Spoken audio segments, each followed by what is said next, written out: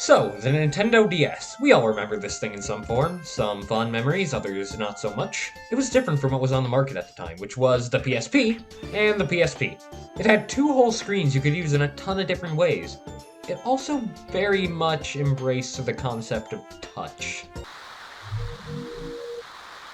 Touch the screen. Someone here wants to play with you.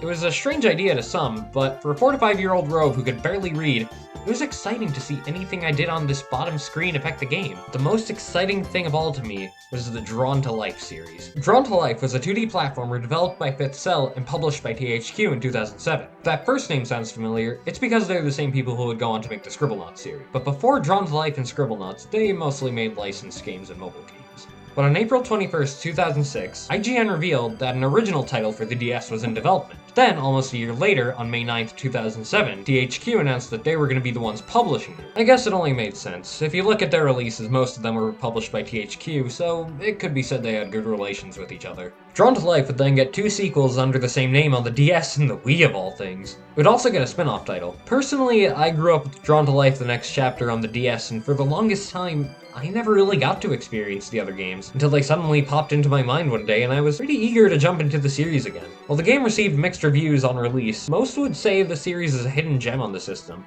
But how about we find out for ourselves? This is Drawn to Life.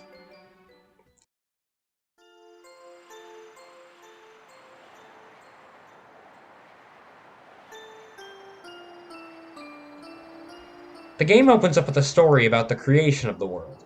In short, you, the player, are the creator. Basically, God. Everything that has ever existed has been drawn into existence by you and recorded in the Book of Life, which could be like a script for the world to follow. In this beginning sequence, you draw the planet, the forests, the Raposa, these little fox-looking guys who inhabit the world, but now the darkness took over, the pages of the Book of Life have been torn out, and the creator seemingly abandoned them. It then goes to a young girl named Mary, the daughter of the mayor, trying to contact the creator with seemingly no luck. But suddenly, the creator tells her that they will provide a hero to fend off the darkness, but only once the villagers are gathered at Creation Hall where the book was once kept. You help her wake your friend Joey and let them into Creation Hall, and it's here where you give life to a mannequin and create the hero.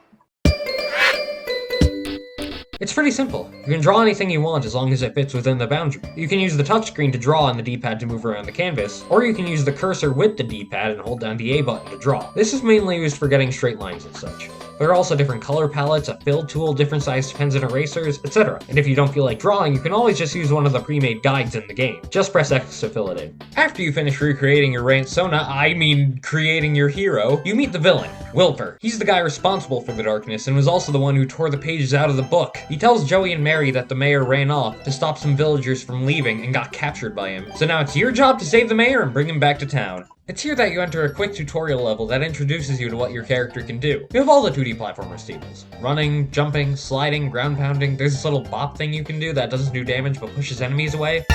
In later levels they give you more abilities to work with, but for now this is all you have. The controls feel pretty nice, but weirdly clunky at times. Mainly because of the jump arc, it just felt a lot harder to land certain jumps from a standstill. They just don't give you enough room to build up speed so you can make these jumps. There are also these canvases in most levels. These require you to draw something to help you progress. Again, you can pretty much draw anything. You can even draw nothing if you want. Some people may find this intrusive, but they're spaced out just enough so that doesn't become tedious. I also may have a bit of a bias as an artist, but I found the drawing to be really fun once you get into it. This tutorial does a pretty good job of showing you what you can and can't do and what to expect going forward. Once you get back to town, the mayor gives you a page from the book for the snowshooter. This is basically a gun and you fire with the B button. It turns out there are more captured villagers out there, and as the hero, it's your job to save them. And now you get into the actual first level.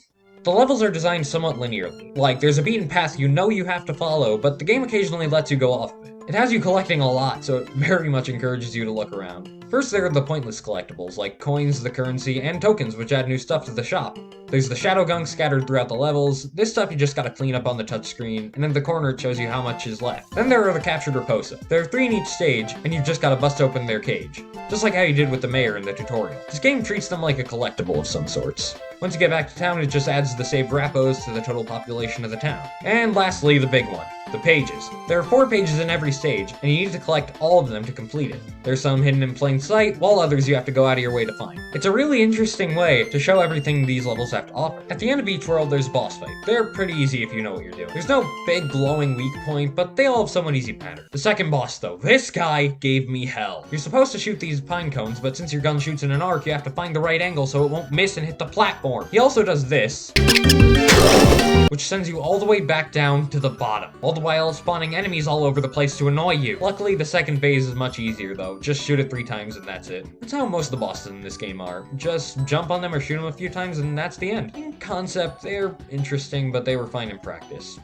Once you complete a level, you go back to town, speak to the mayor, he puts the page back in, and you draw something for the town. That's basically the gameplay loop. Beat the level, get the page, draw, next level, repeat. While that does sound tedious, I think the town segments in between make up for that. The town acts as your hub world. You gradually access more and more of it by clearing the darkness, not to mention it gives you access to the other world. There are 4 worlds in total: Snow World, Forest World, Beach World, and City World. For most of your playthrough though, you'll just be going to the gates, town hall, and maybe the item shop and creation hall. But the best thing about the town segments is interacting with the characters. I talked about them a little before, but they're these little fox guys called Raposa, and they're just the cutest things. What's really interesting is they all have unique personalities coupled by mostly original sprites. You've got Heather, she's shy, half shadow, and half Raposa. There's Pirate Beard, who always talks about treasure and plundering and punctuates every sentence with YARG! And then there are Navy J and Indy, who are just references to Elvis and Indiana Jones, respectively. I mentioned him a bit before, but I want to talk about the main villain, Wilf. I love this guy. It's sort of like he tries to act sinister a lot of the time. You can't really take him seriously because of how much he stands out against the colorful world. Speaking of colorful world, this game is gorgeous. While the stuff the player makes can be okay at best and dog shit at worst, pixel art in this game is amazing. It's also colorful and vibrant, and the Raposa have this little bounce to their animations that's just super adorable. Not to mention the enemies have different appearances in different worlds. Like in the Snow World, these little guys have scarves, but in the Beach World they have little pails on their heads, and it's such a minor touch, but such a good one. The soundtrack is pretty nice, nothing too crazy. Honestly gives me Yume Nikki vibes. Each level theme fits really well. The town themes give you a real sense of progression. The drawing theme gets you in a creative mood if you can hear it over all the sound effects, but overall it's pretty solid. I'd say that's how I'd describe this game as well. Pretty solid. It had fun gameplay, interesting mechanics, a lot of cool ideas, interesting characters, and so much more. Most would look at it and just see it at face value, a platformer with some weird gimmick. But looking past that, you've got a pretty solid experience that took advantage of the hardware it was on. But I guess that's all I have to say for now. So, I've been Phanto Rove, and I'll see you all next time. Peace.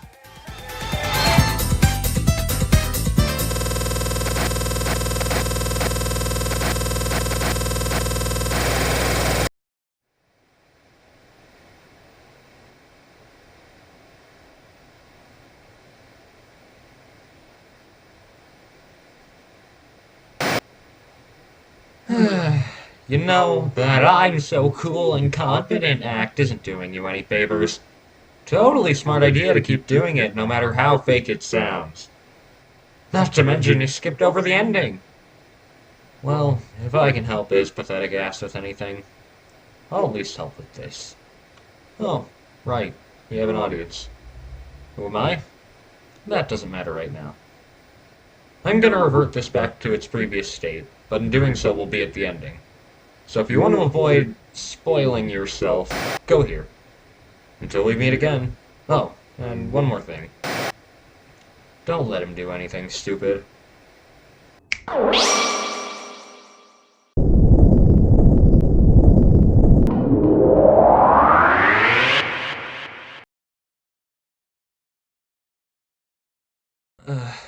What happened? What was I talking about? Oh, right, the ending. Here we get a pretty sizable shift in tone. After getting the page for the legendary sword in the city world, the mayor asks you to get the final page, the signature page. This signifies the authority of whoever signs it. You enter the gate and a cutscene plays. Wilfer catches the mayor off guard, kills him, and steals the book. With the Book of Life in Wilfer's hands, everything starts disappearing. With little time left, it's time to open the final door and take on Wilfer once and for all. Wilfer's castle is a final challenge to the player, involving platforming, combat, and patience. In all seriousness, the last level is a great challenge to the player and tests your skills in the many things you've learned across this game. You'll be jumping on the clouds from the Snow World, the stars from the Forest World, falling rubble from the city world, and getting rid of the shadow gunk with the tridents from the beach world. The level itself isn't terribly long, it's only 2 sections with no collectibles aside from coins, but it was still pretty fun to play through, and was a really nice way to wrap up your journey. As for the fight with Wilfer, he'll start off by sending his pet scorpion at you. You can parry its attacks by swinging your sword at it. Occasionally it'll do this smokescreen attack, and you've only got a few seconds, so you have to jump on the platforms it creates and hit Wilfer, which stuns the scorpion so you can ground pound it. Oddly enough, I was stuck on this part. I knew Wilfer was important to the fight, but my attacks would never land. I thought it had something to do with the trident on its tail, so I tried touching it and nothing happened. It was then I decided to look it up. I have a long list of regrets, and this is one of the biggest. After that, you face Wilfer head-on. He'll shoot the tridents and stars at you while taking a break from attacking to move occasionally. The thing is, you have to hit him while he's moving. This I also did not realize. His pattern's pretty simple. Just trident, move, star, move, so on and so forth. Once you bring him down to half health, his attacks get faster and his patterns get more unpredictable. You still have the same loop of dodge, attack, etc. Except your window for attacks gets smaller, he moves faster, and you really have to land each strike. Nevertheless, you deal the final blow. Wilfer flees, you retrieve the Book of Life, and once you get back to town, Mary asks you to sign the signature page in her stead. She doesn't feel ready for the responsibility yet. You sign your work, say goodbye to the villagers, and watch the credits. They can now live peacefully once again. I have some weird deja vu, like I already gave my thoughts on this game. Weird. Well, then I guess we'll move on from that. If you want to play the game for yourself, emulation's always an option. Now, of course, I don't condone piracy, and if you don't either, you can pick up a copy of the game for cheap. The game itself did alright. It sold around 820,000 copies from September of 2007 to March of 2008. Review-wise, also alright. Nothing too crazy. Most reviews gave it a 6 to 8 out of 10. Either way, it seems like that was enough to spawn a sequel. Do it, in fact. So next time we'll be covering Drawn to Life, the next chapter for DS. I've been Rove, and I'll see you all there. Peace.